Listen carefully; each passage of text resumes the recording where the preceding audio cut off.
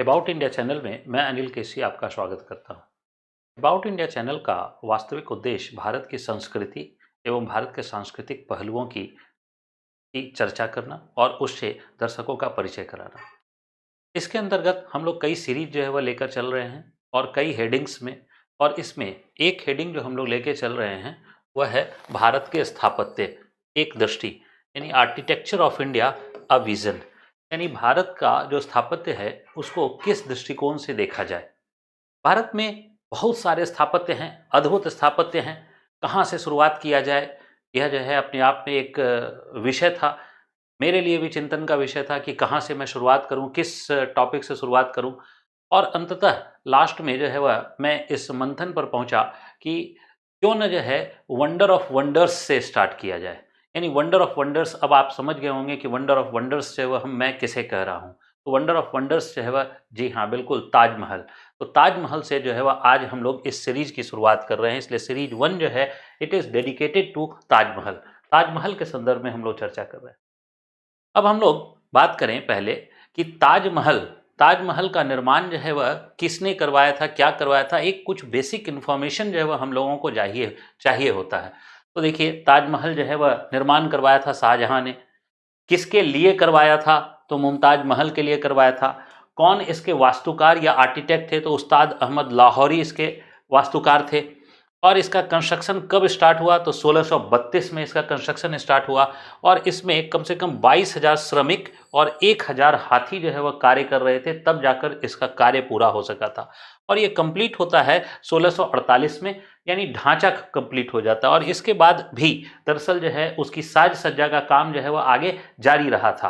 तो इसके बाद भी साज सज्जा का काम जारी, और ये जो है वर्ल्ड हेरिटेज जो है वह साइट्स के रूप में जो है वह डिक्लेयर होता है 1983 में, यानी विश्व विरासत स्थल के रूप में 1983 में जो है वह इसको घोषित किया गया यूनेस्को के द्वारा।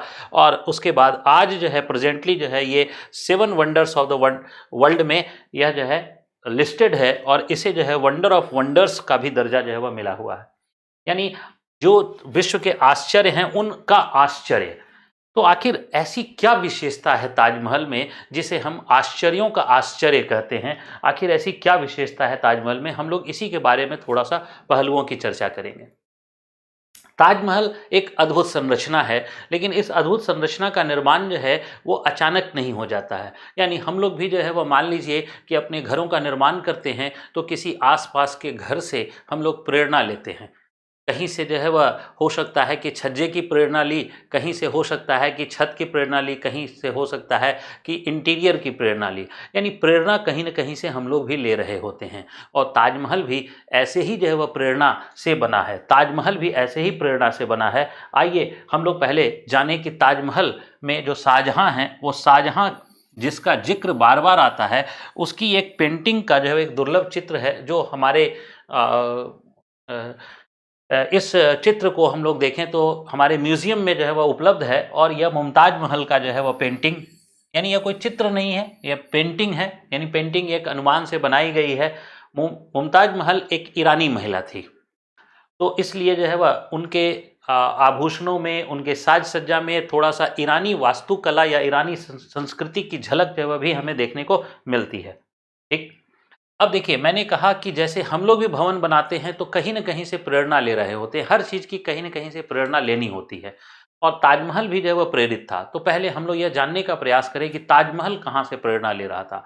तो निश्चित है कि ये तो ताजमहल है, ये ताजमहल है, और हम लोग ये जान रहे हैं, इसमें कहीं कोई संदेह नहीं है। इससे भी हम लोग इस इमारत से भी परिचय होंगे, जिसे हम लोग हुमायूं का मकबरा कहते हैं। ठीक है, हुमायूं का मकबरा जो है वह कहते हैं। अब ये हुमायूं का जो मकबरा है, हुमायूं का मकबरा ये दिल्ली में, हुमायूं का मकबरा दिल्ली में। अब हुमायूं का मकबरा जो दिल्ली में है, यह जो है प्रेरणा कैसे, आप गौर करके देखिए। एक मुख्य डोम, यहाँ भी मुख्य डोम, यहाँ जो है फिर से 4 बुर्ज, 3 और एक इसके पीछे, यहाँ भी जो है वह 3 और एक इसके पीछे। ठीक है, तो इस प्रकार एक प्लेटफॉर्म, यहाँ भी जो है वह क्या है, एक प्लेटफॉर्म, तो इस प्रकार से जो है वह दरअसल जो संरचना हमने हुमायूं के टॉम में देखी, जो इसके पहले निर्मित है, वहां से इसके मुख्य इमारत की प्रेरणा ली गई थी, उसके मुख्य इमारत की प्रेरणा यहां से ली गई थी। हाँ, अंतर हमें क्या दिख रहा है? तो अंतर हमें दिख रहा है कि ये जो है वह संगमरमर का है, यहाँ संगमरमर का इस्तेमाल कम हुआ है। यहाँ हम लोग जो है वह देखें कि मीनारेट्स हैं, यहाँ मीनारेट्स जो है वह नहीं बनी हुई हैं। ये हम लोग कुछ जो है वह अंतर भी देख रहे हैं। तो निश्चित है कि प्रेरित है, यहाँ से प्रेरित है, एक प्रेरणा जो है वह ली गई है यहाँ से। इसके बाद हम अब आप आगे चलते हैं और जो है यह जो है हमारा अकबर का, यह अकबर का मकबरा है, अकबर का टॉम है।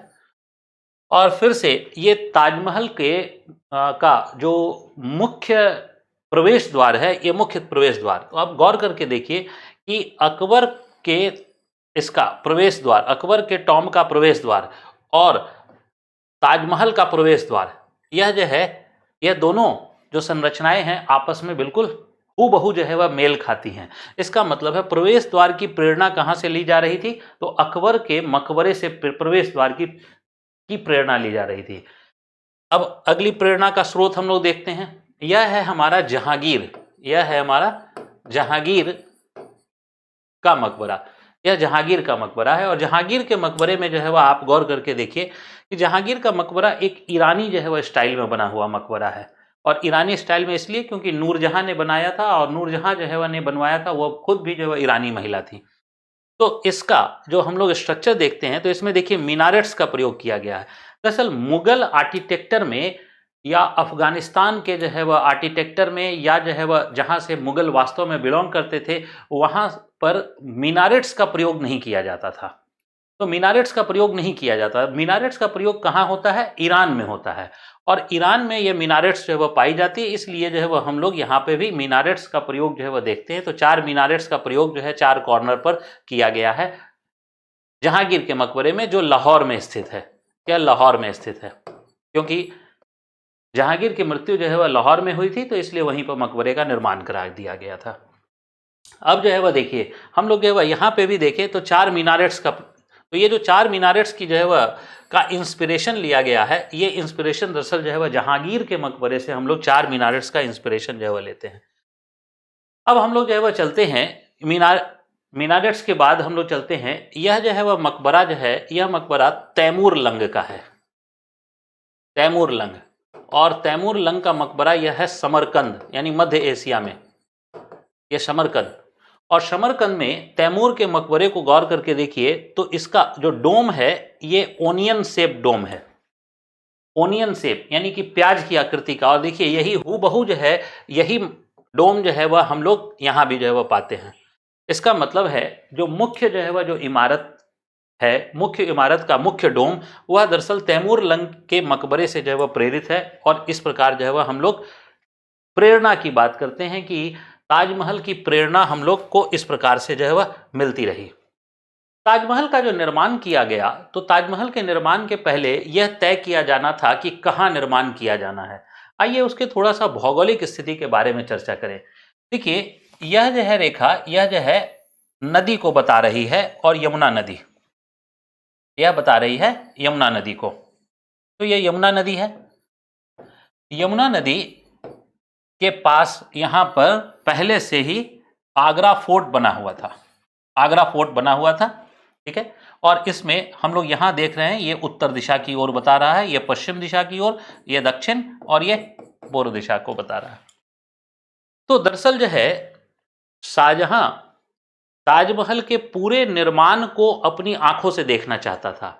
अब वह शासक था, तो ऐसी स्थिति में निश्चित है कि वह वहां विजिट करके बार बार जो है वह नहीं जा सकता है। क्यों? क्योंकि शासक वर्ग का कई जो है प्रोटोकॉल होता है, और जो है वह प्रोटोकॉल जो है वो इस प्रकार से जो है नहीं तोड़ा जा सकता है। जैसे जो है वह प्रधानमंत्री हर दिन जो है वह कहीं नहीं जा सकते हैं, तो इसी प्रकार जो है वह शासक है, शासक हर दिन नहीं कहीं जा सकता है। इसलिए वह अपने घर से, अपने कमरे से पूरा जो है वह निर्माण कार्य देखना चाहता था।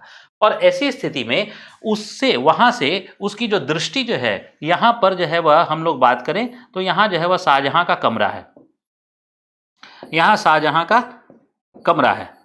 अब शाहजहां अपने पूरे निर्माण कार्य को यहाँ से जो है वह देखना चाहता था। तो यहाँ से जो दृष्टि जो है वह देखने की जो है वह आई, वह सबसे सूटेबल जो दृष्टि देखने को आई वह जो है यहाँ से देखने को आई। अब यह जो है वह जयपुर के एक जो है वह शासक कहिए या जमींदार कहिए, उनका जो है वह था, और उनसे जो है वह यह ज़मीन खरीदी गई। बार बार कई बार जो है वह जिक्र होता है कि जो है वह ये ज़मीन जो है वह शाहजहां ने जो है हड़प ली थी। अब उन सब के विवाद में मुझे नहीं जाना है। ये जो है वह निश्चित है कि वह जयपुर के किसी शासक या जमींदार की ज़मीन थी, जिसे जो है वह शाहजहां ने जो है लिया, और जो है वह उस समय के कुछ जो है वह पांडुलिपि के प्रमाण है कि उसके बदले में जो है शाहजहां ने जो है वह कुछ मूल्य भी चुकाए थे, कुछ दूसरे भवन भी दिए थे। खैर चलिए, जो भी है, ये यहाँ पर जमीन लिया गया ताकि जो है वह इसके निर्माण कार्य को देखा जा सके। अब हम लोग इससे यहाँ से आगरा फोर्ट से, आप लोग कभी भी जो आगरा फोर्ट जाइए तो आपके गाइड जो होते हैं आपके जो है वह आपको अक्सर एक कॉर्नर पर ले जाते हैं और बताते हैं कि यहाँ से जो है वह देखिए कि ताजमहल का व्यू देखिए। तो हम लोग आइए देखिए कि वहाँ से ताजमहल के व्यू को देखें। तो ये ताजमहल का व्यू दरअसल आगरा के फोर्ट से जो है वह है, और ये ताजमहल का व्यू यानी ताजमहल का पूरा निर्माण कार्य इस प्रकार से यहाँ से, जहाँ से जो है वह हम लोगों का ये पिक्चर लिया हुआ है, वो बिल्कुल उसी कमरे से लिया हुआ है जहाँ से हम लोग इस ताजमहल को देख सकते हैं। तो इस ताजमहल को जो है वो पूरे निर्माण कार्य को जो है वो वहाँ देखा जा सकता था। अब ताजमहल का जो लेआउट किया गया, तो देखिए लेआउट की जो है वह के बारे में हम लोग चर्चा करें तो यह जो डायरेक्शन है, पहले मैं बता दूं, यह नॉर्थ डायरेक्शन है, यह नॉर्थ डायरेक्शन है। तो ताजमहल के निर्माण के लिए यह जमीन जो है वह ली गई थी, और इस जमीन पर पूरा का पूरा जो है वह संरचना का निर्माण करना था। इसमें आप गौर करके देखिए, पहली बात, पहले यह जो है वह बात कर दें, इसी को हम लोग जो है दरअसल ताजगंज कहते हैं। आज भी जो है वह यह एक मोहल्ले के रूप में है। तो दरअसल इसमें जो भी कारीगर थे, वो कारीगर जो है वो यहाँ रहते थे, जो भी कारीगर यहाँ कार्य करते थे वो कारीगर यहाँ रहते थे, और आज भी यह जो है एक घनी बस्ती के रूप में दिखाई देता है। तो वास्तव में यह ताजगंज जो है वह क्या है कि उनके ही जो वंशज हैं, जो कारीगर उस समय कार्य करते थे, उनके ही वंशज जो है वह आज यहाँ पर भी बसे हुए हैं, अभी भी जो है वह बसे हुए हैं। ये ताजगंज अभी भी कहलाता है।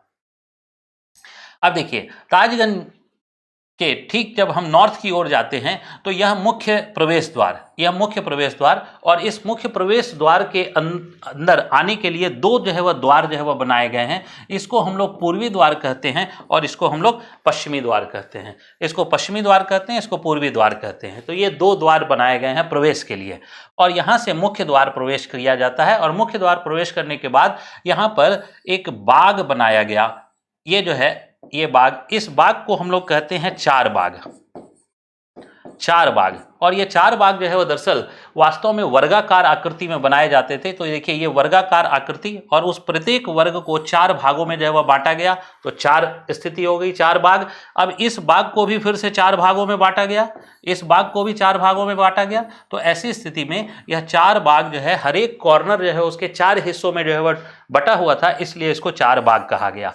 और इस चार बाग में जो है वह जल के लिए, जल के वितरण के लिए, यानी उसमें जो है वह जो पानी जो है वह इरिगेट करने के लिए था, तो वो इरिगेट करने के लिए पानी की व्यवस्था भी की गई थी। इसके बाद इसका मेन प्लेटफॉर्म जो तैयार किया गया, वो यहाँ मेन प्लेटफॉर्म तैयार किया गया। और इस मेन प्लेटफॉर्म के पास यहाँ पर एक जो है वह जिसे हम मेहमान खाना कहते हैं या गेस्ट हाउस, ये जो है वह गेस्ट हाउस जो है वह बनाया गया। तो गेस्ट हाउस की जो है वह दिशा जो है वह किधर रखी गई, तो निश्चित है पूर्व की ओर, पूर्व की ओर।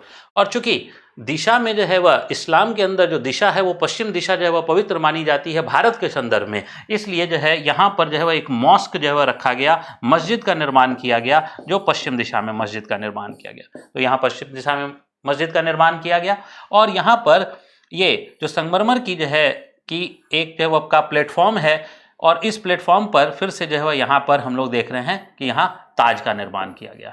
और ये ताज के नॉर्थ में आए तो यमुना जो है वह नदी जो है वह देखने को मिलती है, और इस यमुना नदी के ठीक नॉर्थ में फिर से एक जो है वह चार बाग स्टाइल में जो है मेहताब बाग का निर्माण किया गया था। चार मेहताब बाग का निर्माण की योजना थी, कहा जाए योजना थी, जो निर्माण कार्य पूरा नहीं हो सका, और इसका अर्ध निर्माण की स्थिति आज भी हमें देखने को मिलती है। लेकिन यह भी चार बाग डिजाइन में था, यह भी आज भी चार बाग डिजाइन में था। और इसी में जो है वह यहाँ पर कहा जाता है कि यह काला जो है, काला ताजमहल बनवाना चाहता था और उसका फाउंडेशन जो है वह यहाँ पर था। इसके बारे में दरअसल जो है वह कहा जाता है कि यह काला ताजमहल का, लेकिन ऐसा कोई भी जो है वो प्रमाण हमें नहीं मिला है कि वह काला ताजमहल बनवाना चाहता था।